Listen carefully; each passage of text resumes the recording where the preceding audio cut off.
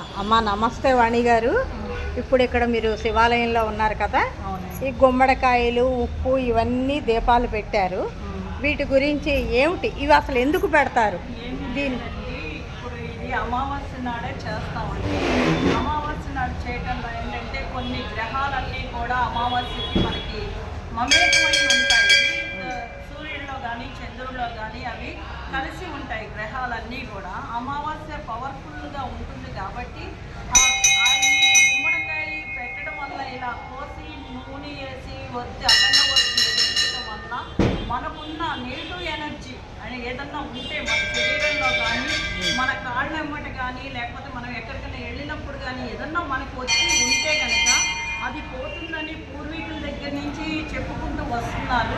అదే ఆనవాయి ఇచ్చేస్తుంది. అమ్మవారు ఎదురకుండా పెడితే ఆ అమ్మవారు మనకి అనుగ్రహం ఇచ్చి మనల్ని కాపాడుతుందనేసి నమ్మకంతో పెద్దలు చెప్పడము, స్వామీజీలు చెప్పడము, తెలిసిన అర్చక సాములు చెప్పడం వల్ల ఇలా తరతరాలుగా చేసుకుంటుంది. ఈ సిద్ధాంతాన్ని చాలామంది పాటిస్తూ ఇలా అమావాస్య నాడు వెలిగించడం అనేది జరిగింది. అనారోగ్య మనుషులు ఎవరైనా ఇంట్లో ఉంటే వాళ్ళ గోత్రనామాలు చెప్పి ఈ అఖండ జ్యోతిని వెలిగించడం వలన వాళ్ళకు కూడా ఆరోగ్యం చేకూరుతుందని, అమావాస్య అంత పవర్ఫుల్ది కాబట్టి అమావాస్య నాడే ఈ గుమ్మడికాయ దీపం పెట్టాలని భక్తులందరూ ఇలాంటి కార్యక్రమాలు చేయటం జరిగేది. అది అమ్మవారికి అయ్యవారికి సమర్పించి ఇక్కడ పెట్టి కాలభైరుడికి దండం పెడితే మనకున్న ఇవన్నీ దోషాలన్నీ పోతాయి అనే నమ్మకంతో ఇక్కడ ఈ అఖండ దీపాలు అనేది వెలిగించడం అనేది జరుగుతుందండి. ఇది తరతరాలుగా వస్తున్న ఆనవాయి. ఇప్పుడు మనం చేసింది కాదు, మనం చెప్పేది కాదు.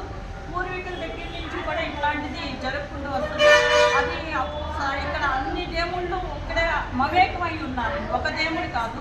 ఫస్ట్ వినాయకుడు ఉంటాడు, తర్వాత ఆంజనేయ ఉంటాడు, తర్వాత అమ్మవారు ఉంటుంది, తర్వాత శివస్వామి ఉంటారు, తర్వాత సుబ్రహ్మణ్య స్వామి ఉంటారు. వెనకాల వచ్చేసరికి పుట్ట ఉందండి.